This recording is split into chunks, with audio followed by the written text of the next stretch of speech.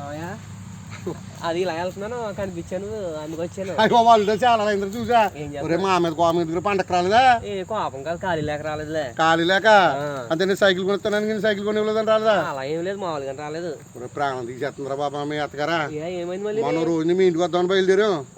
అది ప్లాస్టిక్ లో టీ పెట్టుకుంది ఎందుకంటే దోవలో బయట టీ తాగదంట.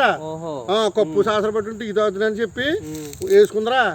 బండి ఏమో ఇప్పుడు గోతులో వెళ్తాం కదా ఏమంటే తిట్టేస్తుంది తెలుసా?